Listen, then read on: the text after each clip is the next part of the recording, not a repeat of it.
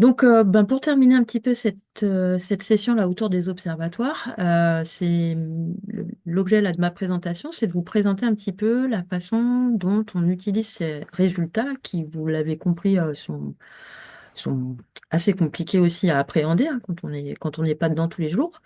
Comment on fait pour utiliser ces résultats pour réduire l'exposition des abeilles, parce que c'est un peu tout l'enjeu aussi de cette ORP, c'est de valoriser déjà ces résultats, comme ce qu'on fait ce matin, et de les partager aussi avec le monde agricole pour qu'au moins on puisse réduire l'exposition, puisque bon, voilà, même si on a du mal parfois à faire le lien entre contamination et santé des abeilles, on peut quand même supposer que si on réduit l'exposition des abeilles à ces contaminants, on peut de fait ne pas affecter trop leur santé. Voilà.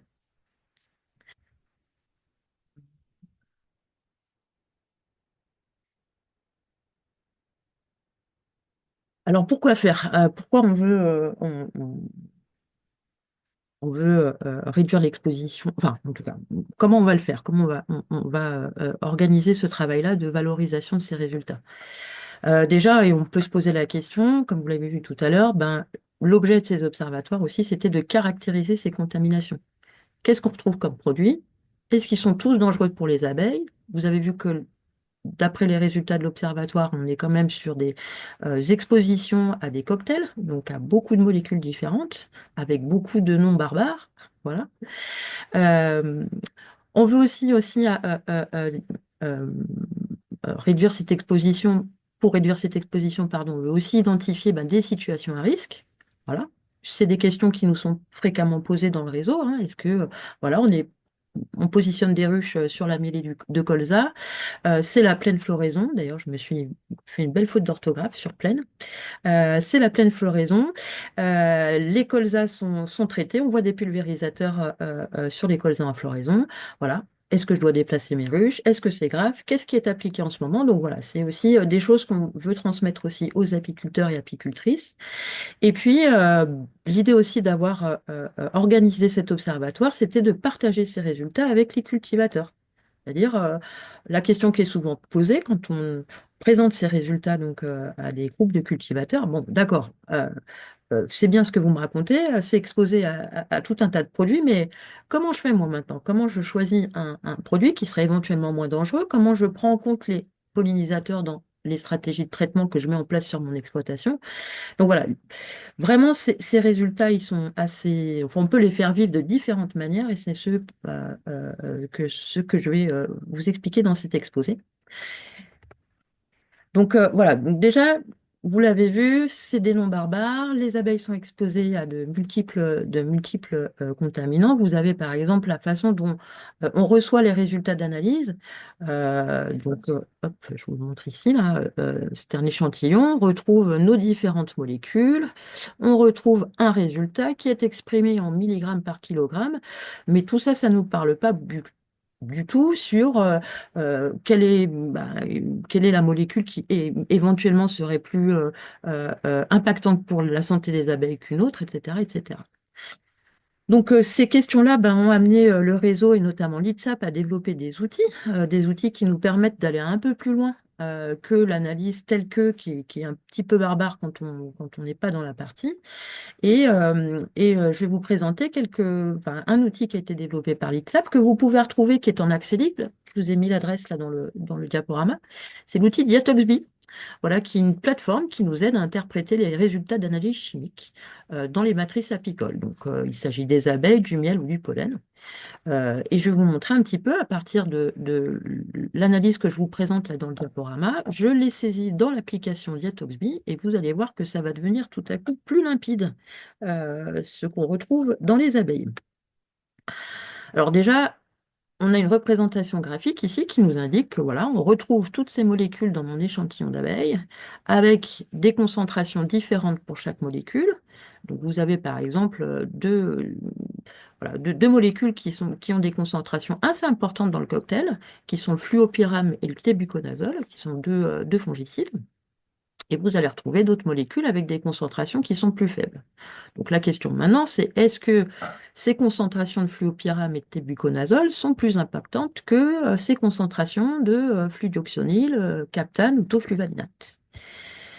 que déjà, on a une indication ici, quand vous allez saisir des informations sur une contamination de matrice apicole, vous allez pouvoir déjà le traduire. Bon, quelles sont ces molécules? Donc, on voit que dans le cocktail que je vous ai présenté, on a des molécules fongicides pour la plupart, des molécules insecticides, elles sont au nombre de trois, un acaricide, qui est en fait aussi catégorisé dans la catégorie insecticide acaricide, et une substance vétérinaire, voilà, et un régulateur de croissance.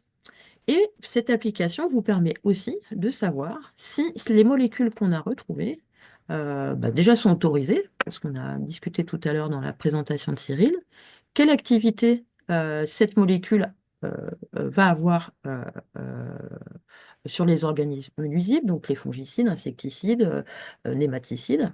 Et vous allez avoir aussi des renseignements sur la toxicité de la molécule vis-à-vis des abeilles. Voilà. Donc là, il y a un petit point rouge qui s'allume ici sur une des molécules qui est la lambda-cyhalotrine, pardon, qui est présente dans mon cocktail. Donc, je vais pas vous reprendre tous les indicateurs qu'il y a dans la plateforme Diatoxbib, mais quelques-unes qui nous permettent d'aller un peu plus loin sur la compréhension de ce qu'on retrouve dans ces fameux cocktails. Une des sorties intéressantes aussi dans cette application, c'est par exemple l'estimation de la mortalité que le cocktail va engendrer sur la colonie. Et on voit que ici, euh, le, le cocktail qui a été mesuré sur les abeilles euh, va provoquer une mortalité, alors calculée, hein, mais va provoquer une mortalité qui est estimée à 26% de la mortalité enfin, des abeilles, quoi. Et elle est portée par cette fameuse molécule, la lambda-cyhalotrine, qu'on a identifiée tout à l'heure en point rouge. Voilà. Donc vous voyez que si on élimine une quantité ou une concentration de lambda-cyhalotrine dans ce cocktail-là, je vais réduire de fait la mortalité qui peut être calculée. Voilà. Donc, si je devais agir ou si je devais pointer du doigt une des molécules importantes dans ce cocktail-là, ce serait celle-ci. C'est un insecticide, la lambda-cyhalotrine, et c'est là-dessus qu'on va pouvoir aller travailler, creuser et aller chercher cette fameuse réduction de l'exposition des abeilles aux pesticides. Hop là, excusez-moi. Alors, ça, c'était de la façon dont déjà identifier quelles sont les molécules auxquelles on peut être, les abeilles peuvent être exposées dans leur parcours de vie tout au long de la saison. Alors, pour les apiculteurs et les apicultrices, une des façons aussi de réduire l'exposition des abeilles aux pesticides, c'est d'identifier les situations à risque. Alors, dans le réseau, on a développé, sur la base de documents qui sont déjà euh, euh, euh, destinés donc aux agriculteurs pour se rendre compte du risque pour leur culture de rencontrer un ravageur.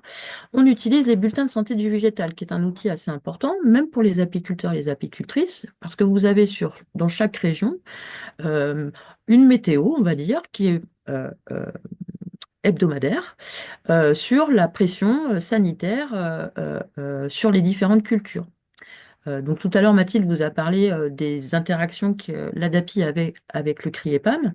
Le CRIEPAM édite chaque semaine des bulletins d'information à destination des lavandiculteurs pour se rendre compte de la pression des noctuels ou d'un autre ravageur sur les cultures. Donc de la même façon, vous pouvez accéder sur les sites des directions régionales de l'agriculture et des forêts, dans chaque région, au bulletin de santé du végétal et par exemple, une des applications qu'on met à disposition de nos apiculteurs et apicultrices adhérents, c'est des bulletins pendant la floraison du colza, puisque chez nous, en Auvergne-Rhône-Alpes, c'est une mêlée qui est quand même très fréquentée.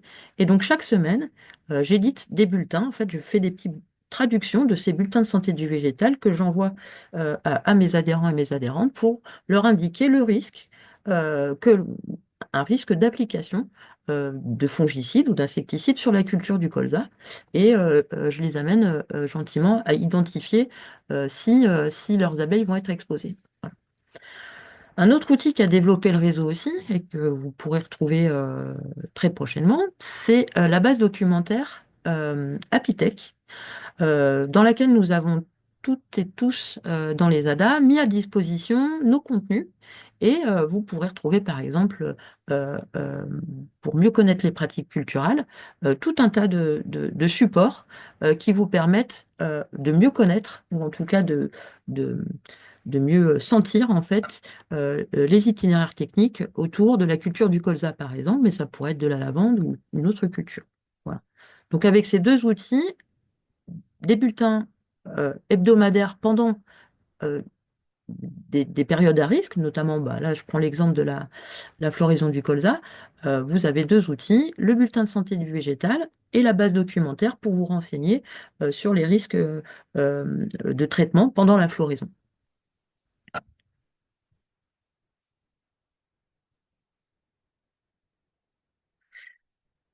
Alors, une façon aussi de réduire l'exposition des abeilles aux pesticides, bah, c'est aussi de partager nos résultats ou nos observations avec les filières du végétal, mais pas que, donc avec les cultivateurs.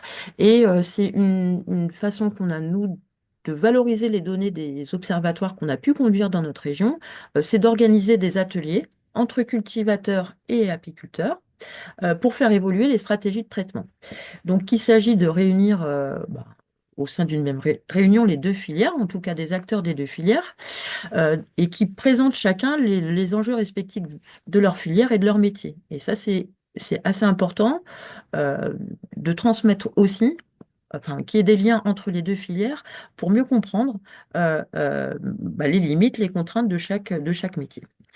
On identifie lors de ces ateliers des substances à risque, voilà, des substances qui nous posent problème. Donc, comme tout à l'heure, je vous ai montré cet insecticide-là qui porte le risque. Bon, notre attention à nous, apiculteurs, apicultrices, ça va être de dire, bon voilà, comment je peux réduire cette quantité de d'acélotrine qu'on retrouve dans mes abeilles pour que ça n'engendre pas des effets sur leur santé. Et donc, on va travailler de concert avec nos collègues qui sont dans des chambres d'agriculture, dans des coopératives, sur l'évaluation en fait de la disponibilité des pratiques alternatives. Est-ce qu'il existe des pratiques alternatives à la lambda-cialotrine ou à son utilisation, ou est-ce qu'on peut trouver des produits qui sont moins impactants donc pour les abeilles? Donc, voilà. Et puis, ça nous permet aussi de faire passer des messages. Ces réunions-là, elles sont très importantes puisqu'en fait, on a une réglementation qui évolue aussi hein, vis-à-vis de la protection des pollinisateurs. Et donc, c'est aussi dans ces moments-là qu'on peut se rappeler, au-delà des bonnes pratiques, déjà la base réglementaire vis-à-vis de l'application des produits phytosanitaires sur les cultures. Ça, c'est une, voilà, une des parties importantes de la valorisation de ces résultats-là, c'est d'échanger avec les filières. Alors, on a un autre outil qui a été développé par le label BeFriendly, mais avec la participation du CNRS et de l'ITSAP et de l'INRAE, peut-être, si je ne me trompe pas, tu complètes Cyril. S'il faut, on a un outil qui est aussi en ligne, auquel vous pouvez accéder, ou vous pouvez diffuser l'information, qui s'appelle Toxibi. Et cet outil, la Toxibi, il est là pour aider les agriculteurs à réduire les risques de traitement sur les abeilles. En gros, il permet, à l'aide d'un indicateur de risque, le Toxiscore, donc vous avez un peu l'habitude de cette représentation là avec les Nutri-Score, mais on l'a appelé le Toxiscore, qui permet en fait aux agriculteurs d'identifier des molécules qui auraient moins d'impact en tout cas sur la santé des abeilles. Et donc cet indicateur de risque, il prend en compte la dangerosité du produit hein, vis-à-vis des abeilles, donc c'est un indicateur de danger, mais aussi un indicateur du niveau d'exposition des abeilles, donc avec un indicateur d'exposition, donc comment se comporte la molécule dans l'environnement. Voilà. Et donc c'est la combinaison de ces deux indicateurs qui vont nous permettre de construire ces toxiscores. Donc je ne rentre pas plus dans le détail, Cyril, si tu veux compléter sans toi libre, mais on pourra y revenir éventuellement tout à l'heure. Donc voilà, donc ça c'est un outil qui est essentiel, qui nous permet aussi d'aller identifier donc les usages à risque et par là même de discuter avec les cultivateurs sur bah voilà, est-ce qu'on peut utiliser un autre produit? Est-ce qu'il y a des méthodes alternatives disponibles? Donc là, je vous prends par exemple un exemple où vous avez pour un même usage de produit, donc là, je pense que c'est sur le sclérotinia du colza, par exemple, donc c'est une maladie fongique qui est sur le colza. Vous avez plusieurs molécules qui sont autorisées pour cet usage-là, donc, que les cultivateurs peuvent employer, et vous voyez que chaque molécule a un, un toxiscore qui est différent. Donc, par exemple, si un producteur a l'habitude d'utiliser le boscalide, donc la molécule qui est sur la droite, qui a un toxiscore beaucoup plus élevé que le prothioconazole, on peut lui proposer d'aller échanger le produit qu'il utilise pour justement préserver la santé des abeilles et des pollinisateurs de manière générale.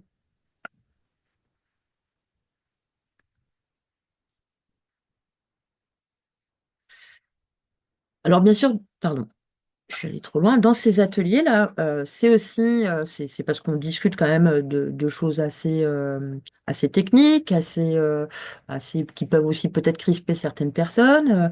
Et puis, il faut aussi penser que tout le monde n'est pas sur le même niveau de connaissance, surtout quand on fait des réunions interfilières. Chacun a son métier, donc il faut que chacun puisse s'approprier le jargon de l'autre. Donc, on a imaginé avec les collègues du réseau un outil qu'on appelle le frisbee et qui nous permet un peu de rendre un peu plus ludique le travail autour des stratégies de traitement avec des cartes à jouer finalement, où on reprend à partir des résultats de l'observatoire qu'on a collectés sur le terrain. On identifie des usages à risque, on identifie des molécules à risque, et puis on identifie aussi des produits. Parce que entre la substance active et le produit qui sera appliqué sur le terrain, bah, voilà, il y a des noms différents. On ne parle pas toujours le même jargon. Donc on essaye d'harmoniser tout ça pour que tout le monde se comprenne. Et un des outils qu'on peut utiliser, qui a été développé bah, suite à ces observatoires-là, c'est d'utiliser ce jeu, le frisbee, qui permet de prendre en compte, qui permet de construire des stratégies de traitement qui seraient plus favorable à la protection des pollinisateurs dans certains environnements.